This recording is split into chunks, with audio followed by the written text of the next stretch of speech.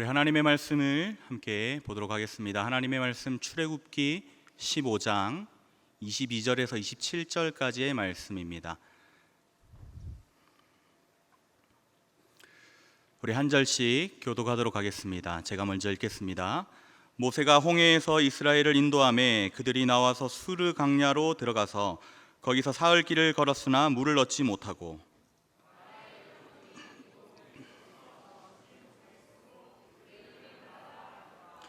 백성이 모세에게 원망하여 이르되 우리가 무엇을 마실까 하매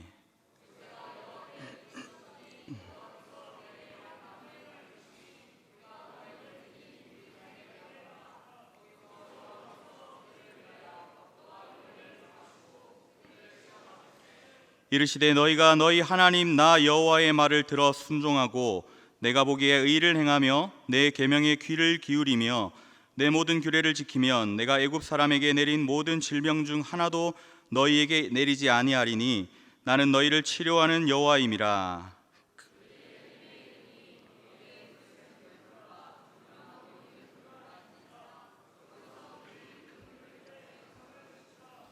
아멘. 요즘 젊은 세대 가운데에서 유행하는 것이 여러 가지가 있는데 그 중에 한 가지 음식을 꼽자면 마라탕일 것입니다. 마라탕 혹시 안 드셔보신 분 계십니까? 한번 손을 못 드셔보셨군요. 한번 나중에 꼭 드셔보시길 바랍니다. 맛이 있습니다. 제가 마라탕에 대해서 오늘 얘기를 하고자 하는 것은 아니고요. 오늘 제목을 한번 띄워주시겠습니까? 마라맛 인생이라고 이렇게 한번 지어봤습니다. 왜 그러냐면 오늘 본문에 마라라고 하는 지명이 등장하기 때문에 그렇습니다. 이 마라라고 하는 것 그리고 이 마라 사건을 잘 기억하기 위해서 오늘 이 마라라고 하는 마라맛 인생이라고 이렇게 한번 지어봤습니다. 우리가 잘 알고 있는 그 마라맛은 아니고요. 한번 또 설교를 통해서 하나님의 말씀을 한번 들어보면 좋겠는데요. 매콤하고 얼얼한 맛 때문에 사람들이 이것을 엄청 많이 찾습니다. 그리고 버섯과 차돌박이 여러 채소들이 많이 들어가 있습니다. 식사 안 하고 오셨는데 죄송합니다. 집에 가서 오늘 시켜 드셔도 좋겠습니다. 아무튼 이 마라맛의 인기가 얼마나 크냐면 젤리도 나오고요, 과자도 나온다고 합니다. 그런데 이제 그거보다 더 중요한 것은 오늘 하나님의 말씀에 보시면 마라가 등장하는데 이 제목을 우리가 다시 한번 더 기억하고 여기에서 어떤 일이 있었는지 그리고 하나님의 말씀이 여기에서 있었던 일을 통해서 우리에게 하시고자 하는 말씀이 무엇인지 한번 기억을 하시길 바랍니다. 이스라엘이 430년의 종살이를 청산하고 애굽을 출발하여 하나님께서 약속하신 가나안 땅을 향하여 전진하여 나아갑니다. 홍해 바다를 육지처럼 걸어서 나온 그 스릴이 얼마나 대단했는지 그들의 행진은 더욱더 감격스럽습니다. 홍해 바다 앞에서 최초로 그 감사에 대한 찬양의 바다 축제가 열렸습니다. 여러분, 바다 축제 하면은 바닷가 앞에서 여러 가지 축제가 많이 일어나잖아요. 최초의 바다 축제입니다. 홍해 바다 앞에서 그렇게 하나님께서 이루어 주신 구원의 은혜를 찬양했습니다. 초대 가수는 누구였을까요? 모세와 미리암입니다. 모세가 하나님 앞에서 찬양했던 그 찬양의 노래의 내용이 14장 바로 앞에 있는 본문이 14장에 나오고 있습니다. 그리고 미리암의 노래도 나옵니다. 우리가 예전에 많이 불렀던 내가 주를 찬송하리라는 곡인데 혹시 기억을 하실지 모르겠습니다. 내가 주를 찬송하리 높고 영화로우신 주 말과 적군을 죽이셨네. 여호와는 힘과 노래 나의 구원이 되셨네. 나의 하나님 찬송하며 내가 주를 높이리로다. 나의 하나님 찬송하며 내가 주를 높이리로다. 이렇게 아마 찬양하지 않았을까요? 그러면 모든 하나님의 백성들이 다 같이 떼창으로 그렇게 아마 찬양을 하고 그 감격을 노래했을 것입니다. 해방의 감격, 홍해 바다를 갈라주신 하나님의 크신 능력 앞에 미리암과 모든 여인들이 소고를 잡고 춤을 추며 노래하는 장면이 14장에 기록이 되어 있습니다. 여기서 이제 미리암과 모든 여인들이 나와서 그렇게 찬양을 했다고 하는, 춤을 추며 노래했다는 장면은 지금 우리가 생각할 때는 그럴 수 있겠지만 그 당시 유대 풍속에서는 말도 안 되는 일이었습니다. 공식 석상에서 여자가 목소리를 내는 것을 금지시켰기 때문입니다. 어린아이와 여자는 인구 수에도 포함되지 않았다는 것을 우리가 기억할 때에, 그런 배경 속에서도 여인들이 나와서 춤을 추고 노래했다는 것은 그것이 허용되었다는 겁니다.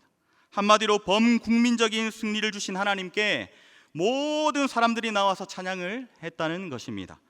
마치 2002년 월드컵 때 우리 국민들이 거리에서 뜨겁게 응원을 했던 것을 생각해 보면 조금은 이해가 되지 않을까요?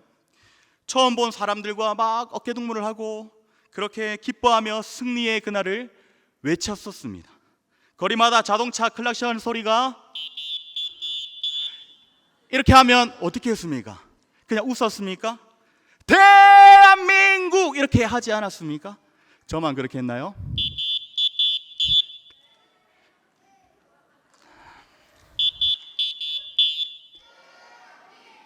죄송합니다. 네. 우리 초등 1부에서 제가 이렇게 하면은 우리 아이들이 어떻게 하는지 아십니까? 이렇게 합니다. 네. 제가 아이들이 떠들 때 한 번씩 이렇게 하는데, 우리 아이들은 근데 그것을 월드컵 그 이미지를 잘 모르잖아요. 그런데 그때 모든 사람들이 나가서 뜨겁게 그렇게 응원했던 그 기억이 아직까지도 제 마음을, 제 가슴을 뜨겁게 하고는 합니다. 이스라엘의 해방과 홍해의 구원에 대한 기쁨이 아마 이것보다 더하지 않았을까요? 이렇게 하나님의 놀라우신 인도하심으로 홍해 바다를 육지같이 건넌 이 이스라엘이 이제 수르라고 하는 광야로 들어갑니다. 오늘 본문에 보시면 3일 길을 걸었으나 마실 물을 얻지 못했다고 합니다. 그러면 목이 엄청 마르겠죠.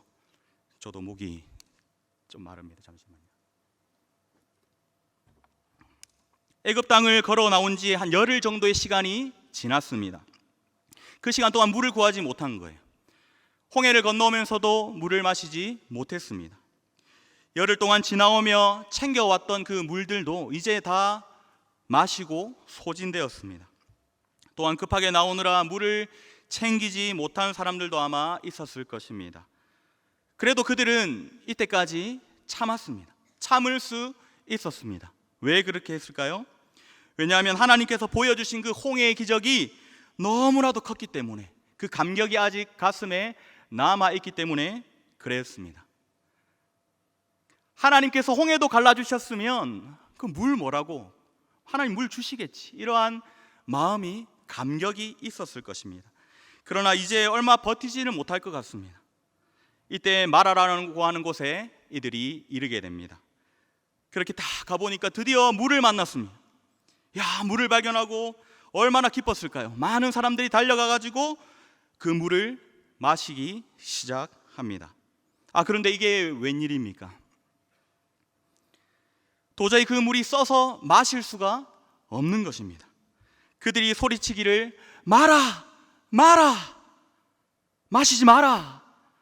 그렇게 하는 겁니다. 마시지 마라는 아니었지만 마라! 마라! 즉 쓰다! 쓰다! 그런 의미입니다. 여기서부터 이스라엘은 또다시 원망하기를 시작합니다. 그 바로 14장, 바로 앞장에 그들이 그렇게 바다에서 소리치며 떼창으로 하나님께 찬양하고 춤추고 했던 그것들 다 이제 잊어버리고 하나님께 다시 한번 모세를 향해서 원망을 합니다. 이 원망은 하나님을 향한 원망이죠. 홍해를 건넜던 그 감격을 잊지 못해 민족의 떼창을 부른 지 3일 만에 그들의 입술은 또다시 원망의 떼창으로 바뀐 것입니다. 이스라엘은 출애굽만 하면 모든 게 다 끝인 줄 알았습니다. 10가지 재앙으로 애굽의 신들을 심판하신 하나님의 권능이면 가나안까지의 여정은 순탄할 줄로만 알았습니다. 그러나 홍해를 만나게 하시고 힘든 광야길을 지나게 하십니다. 왜 하나님은 이런 여정을 준비하신 것일까요? 우리가 여행을 준비할 때 한번 생각해 보십시오. 일정을 계획을 합니다. 이번 여행을 가면 재밌는 곳을 가야지, 즐거운 곳을 가야지, 그리고 맛있는 것도 많이 먹어야지. 거의 뭐 여행이 맛집 탐방 수준입니다. 여기도 갔다가 또 저기 맛있다 해서 저기도 갔다가 그렇게 일정을 정합니다. 그리고 의미가 있는 곳이나 여기 오면 꼭 가봐야 하는 곳, 그런 곳을 검색해서 명소도 한두 곳 넣습니다. 사랑하는 여러분, 안타깝지만 광야는 이런 여행이 아닙니다. 광야는 하나님께서 이스라엘을 훈련시키시는 전지훈련과 같습니다. 운동선수들이 시즌을 앞두고, 대회 시즌을 앞두고 전지훈련을 많이 가게 됩니다. 근데 거기서 먹고 마시고 놀기 위한 일정은 거의 없습니다.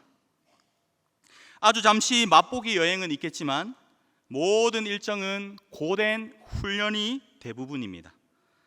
이스라엘의 출애굽 사건은 애굽이 하나님의 심판을 받은 것일 뿐 이스라엘이 하나님의 백성다워진 것은 전혀 아니었습니다. 몸은 빠져나왔지만 그들 속에 새겨진 애굽 문화는 아직까지 여전히 존재하고 있었습니다.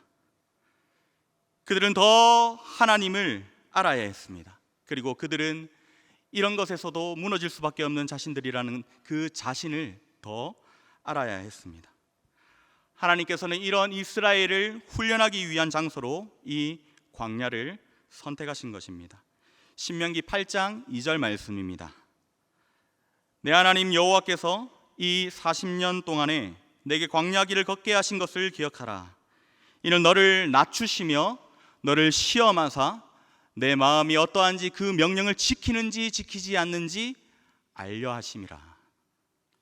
하나님께서 이스라엘을 하나님의 말씀에 순종하는 자들로 세우시기 위해 이 광야를 택하셔서, 훈련의 장소로 택하셔서 그렇게 보내신 것입니다. 한마디로 광야 학교로 보내신 것입니다. 여러분, 우리의 인생도 그렇습니다. 우리가 이 땅을 살아가는 것은 광야 생활과 같습니다. 수많은 어려움을 만납니다. 예수님을 믿고 나면 어려움이 끝일 줄 알았는데 그렇지 않습니다. 인생을 살아가다 보니까 수많은 마라를 만나게 됩니다. 그 앞에서 우리의 모습은 어떠합니까? 원망과 불평입니까? 기도와 찬양입니까? 이스라엘은 눈앞에 놓여진 환경을 보며 모세를 원망합니다. 이는 하나님을 향한 원망입니다. 모세는 그 앞에서 능력의 하나님을 향해 부르짖어 기도합니다. 25절 말씀입니다. 모세가 여호와께 부르짖었더니 여호와께서 그에게 한 나무를 가리키시니 그가 물에 던지니 그 물이 달게 되었더라. 그랬더니 하나님이 해결의 방법으로 한 나무를 지시하여 던지라고 합니다. 모세가 그 하나님의 말씀 그대로 순종하여 꺾어서 던졌더니 쓴 물이 단물로 바뀌어서 이스라엘이 목마름을 해결했습니다. 하나님께서는 이를 통해 이스라엘에게 가르쳐주고자 하신 것입니다. 제가 며칠 전 아들의 방학 숙제를 한번 봐주었는데요, 뺄셈을 어려워하는 겁니다. 근데 뺄셈을 이제 가로셈으로 이렇게 하고 있었던 겁니다. 그래서 어려웠어요.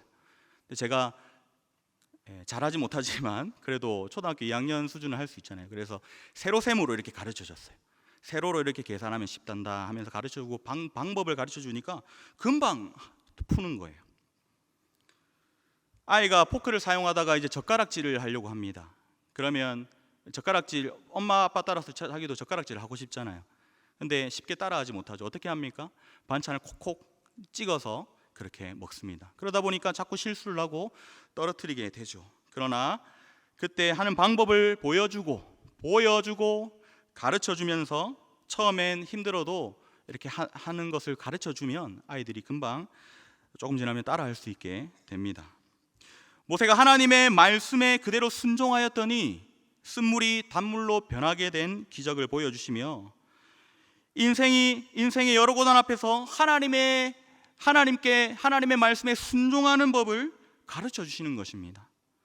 인생에서 만나게 되는 수많은 마라 앞에서 우리는 어떻게 해야 될까요? 원망해야 됩니까? 불평해야 됩니까? 아니면 기도와 찬양해야 됩니까? 하나님께서는 우리에게 보여주신 기적들과 은혜들을 하나님께서 우리에게 보여주신 기적과 은혜들을 기억하며 하나님의 말씀에 순종하여 감사와 기도와 찬양으로 나아가야 할 줄 믿습니다. 하나님께서는 그곳에서 이스라엘을 시험하며 말씀하십니다. 25절과 26절 말씀입니다. 거기서 여호와께서 그들을 위하여 법도와 율례를 정하시고 그들을 시험하실세 이르시되 너희가 너희 하나님 나 여호와의 말을 들어 순종하고 내가 보기에 의를 행하며 내 계명에 귀를 기울이며 내 모든 규례를 지키면 내가 애굽 사람에게 내린 모든 질병 중 하나도 너희에게 내리지 아니하리니 나는 너희를 치료하는 여호와님이니라. 하나님께서는 물과 상관없어 보이는 한 나무를 물에 던지라고 명령하십니다. 그 나무가 설탕나무입니까? 꿀나무입니까? 그렇지 않습니다. 그러나 하나님의 말씀에 순종하였더니 역사가 일어났습니다.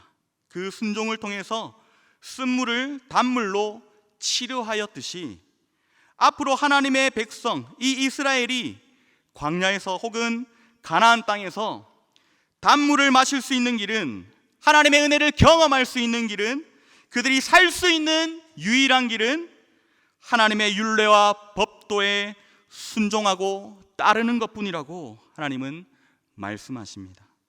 그렇게 하면 하나님께서 애굽 사람에게 내린 모든 질병 중 단 하나도 너희에게 내리지 않겠다고 말씀하십니다. 이는 애굽 땅에 내리신 10가지 재앙을 두고 하신 말씀하신 것입니다. 하나님의 말씀을 듣지 않는 애굽을 하나님은 10가지 재앙으로 멸하신 것처럼 너희도 말씀에 순종하지 않으면 그렇게 될 수도 있다는 것입니다. 이는 이스라엘에게는 피부로 확 와닿았을 것입니다. 불과 얼마 전 그들이 보았던 일이기 때문에 그렇습니다. 이스라엘은 이 하나님의 말씀을 가슴에 새기고 마라에서의 일시적인 그 단물의 기적을 만끽하고 다시 길을 떠납니다. 다시 길을 떠나서 곧바로 엘림이라고 하는 곳에 도착합니다. 여러분, 그곳은 어떤 곳입니까? 샘이 많고 종려나무가 무성한 오아시스였습니다. 27절 말씀입니다. 그들이 엘림에 이르니 거기에 샘 12과 종려나무 70그루가 있는지라 거기서 그들이 그 물 곁에 장막을 치니라. 아멘. 여기서 나오는 숫자 12와 70은 완전수의 조합으로 실제적인 숫자가 아닙니다. 상징적인 문학적 숫자로 한마디로 설명하면 대박인 오아시스를 만나게 된 것이죠. 하나님의 말씀을 경험하고 하나님의 말씀대로 살아간다면 이러한 엘림을 우리에게 보여주시겠다, 이러한 엘림을 우리에게 허락하시겠다라는 그런 말씀을 우리가 볼 수 있는 것입니다. 대박! 와, 대박! 사랑하는 여러분, 인생을 살아가며 수많은 마라를 만납니다. 그 앞에서 우리의 모습은 어떠합니까? 원망과 불평입니까? 기도와 찬양입니까? 나를 구원해 주신 크신 능력의 하나님을 찬양했던 그 고백이 나의 입에서 사라진 지 오래되지는 않았습니까? 인생의 마라를 만날 때 우리가 기억해야 할 것이 있습니다. 제가 절대 하지 마라 3가지를 정해보았습니다. 자, 한번 같이 따라해 주시겠습니다. 원망하지 마라, 불평하지 마라, 낙심하지 마라. 이 절대 하지 말아야 할 것, 원망, 불평, 낙심, 그리고 꼭 하라 3가지도 제가 정해보았습니다. 한번 따라하겠습니다. 기도하라, 찬송하라, 감사하라. 원망과 불평과 낙심은 다 내려놓고 기도와 찬송과 감사로 우리가 살아가야 할 줄 믿습니다. 인생의 마라를 만날 때 환경과 상황을 바라보면 원망과 불평이 나옵니다. 그러나 기적의 하나님을 기억합시다. 하나님의 말씀에 순종하며 나아가면 때를 따라 돕는 은혜를 주실 줄 믿습니다. 우리의 인생은 항상 마라만 있는 것이 아닙니다. 마라의 쓴물을 단물로 바꿔주신 기적도 하나님께서 보여주실 것입니다. 또한 말로 다 표현할 수 없는 엘림의 이 대박의 은혜도 누리게 될 줄 믿습니다. 광야의 여정은 성도의 구원의 과정이자 성숙을 위한 시간입니다. 극적인 홍해의 경험만으로는 부족합니다. 마라와 같은 수많은 시험을 인내하고 다양한 엘림의 은혜를 경험하면서 우리의 믿음은 더욱더 굳건해져 갈 것입니다. 원망과 불평은 버리고 기적의 하나님, 크신 능력의 하나님을 붙들고 순종의 삶으로 하나님의 뜻을 이루며 살아가는 저와 여러분들의 삶이 다 되시기를 주님의 이름으로 축원합니다. 아멘.